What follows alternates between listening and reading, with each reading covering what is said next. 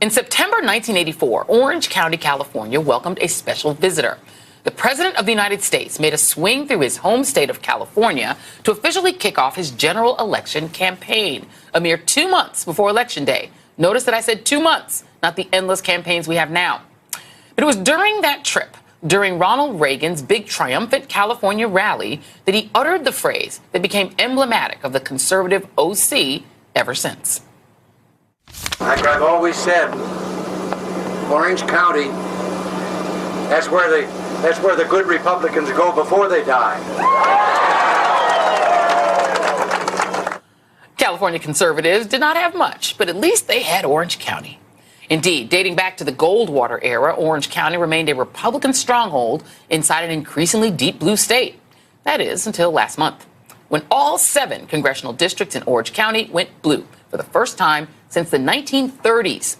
This year, not only did ruby red Orange County turn blue, but Democrats kept control of the governorship, every state office, and both houses of the state legislature by a mile. In January, San Francisco Congresswoman and former first woman Speaker of the House, Nancy Pelosi, will once again be handed the gavel. Democrats are not just winning nearly all the elections in California. California Democrats have become the tip of the spear for the resistance against Donald Trump and his administration. Right now, California has 44 active lawsuits pending against the Trump administration on everything from the Affordable Care Act to protections for Dreamers to environmental regulations. California's Governor-elect Gavin Newsom has been outspoken in his criticism of the president, calling Trump's latest threat to shut down the border between the U.S. and Mexico, quote, irresponsible, irrational, and absurd. California has positioned itself to be even more of a power player in the years to come. And now they've taken it one step further. California has moved up its presidential primary. Lately, voters in California have held their primary elections in June. They're one of the last states to vote in a presidential primary, leaving Cali voters often to feel like an afterthought. Well, not anymore. California has now officially moved their primary up by 3 months to March 3rd, which means Californians will begin early voting at the same time that other traditionally early states like Iowa, New Hampshire, Nevada, and South Carolina will also be voting. Now, this is a huge deal for California. It means that presidential candidates will have to decide whether they want to try to compete in California earlier than usual to get the support of California's huge delegation. But it also means candidates are going to have to make some hard choices. Campaigning in California is expensive. It could cost at least $5 million for a candidate to compete there, a number that might exclude a number of candidates who can't afford it and might stretch the resources of candidates who are also trying to get an early win in one of the crucial early states. It also means that having name recognition in California can go a very long way in terms of presidential ambitions. And for the first time, one of the most racially diverse states in the country and one of the largest will have outsized impact on who gets the Democratic nomination. California is about to make its mark on one of the most anticipated presidential elections in recent history.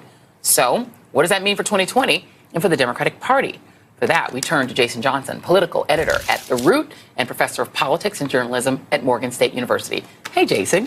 Glad to be here. Good to see you. Okay, so let's start going through California. So California, first of all, I think for a lot of people who've been annoyed that Iowa and New Hampshire have so much power, right. Now you have a state, it's majority minority, 37% white.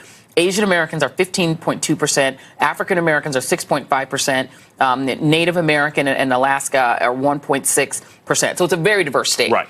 So in that sense, how does that change the dynamic for that primary? Well, what it does is it makes you, as a candidate, if you're running in 2020, the 50 million people who are going to be running, they have an opportunity to demonstrate, hey, look, I can connect with these different kinds of people very early on. They don't have to necessarily just say, I've got to show it in Nevada, I've got to show it in South Carolina. They can say, hey, look, I can speak to Latinos, I can speak to Central Americans, I can speak to immigrants. So it's an opportunity for you to really show what you've got early on. Mm-hmm. The problem is it's really expensive. Yeah, if you have any money. Yeah, if you have any money to do so. And the other issue is that the money will dry up faster. Now that California is part of Super Tuesday, if you don't win one of those first 3 states, the spigot is over and you can't go to Hollywood. It could literally be over by March 3rd. Can we just put up the primary calendar? This is March 3rd. This is Super Tuesday. You have to compete in Alabama, California, Massachusetts, North Carolina, Oklahoma, Tennessee, Texas, Vermont, and Virginia. Just Texas and California is about a third of the delegates. Exactly. If you can't play in the two big states, you're done.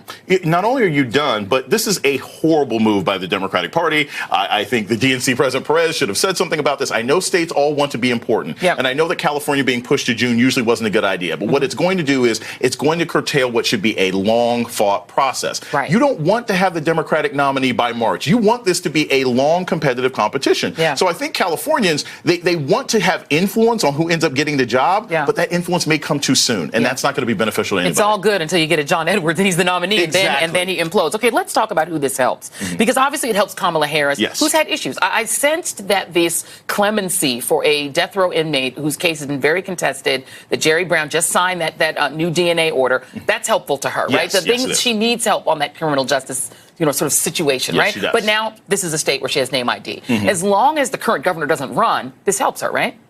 It does help her, but it's not an automatic, right? I mean, Marco Rubio doesn't win Florida, so just because you're Marco from Rubio's a little different. Right, he's a little different. He's not as popular as she is. But you aren't guaranteed to win your state, and really, what's going to happen is the winner of California, the winner of most of Super Tuesday, is going to be the person who's won one of the first 4 states. Right. If Kamala Harris doesn't win Iowa or New Hampshire or South Carolina or Nevada, she won't win California. That's right. The whole purpose, because you can't raise money. She won't be able to raise money. So I think this puts more pressure on her because she can't sit there and say, you know what, I can backload this. She's going to have to do well really early. And by the way, California's where you raise the money, too. I got to say one name that raised a lot of money in 2 states, California and Texas, Maddow. Yes, he did. That's where he raised his money. Jason Johnson, politics editor root. That's not a prediction. That's just a fact. so much. Thank you so much for being here tonight. Appreciate it. All right, it's still ahead tonight. A trip to the TRMS Theater. So grab your junior mints. We'll rate right here for you. Hey there, I'm Chris Hayes from MSNBC. Thanks for watching MSNBC on YouTube. If you want to keep up to date with the videos we're putting out, you can click subscribe just below me or click over on this list to see lots of other great videos.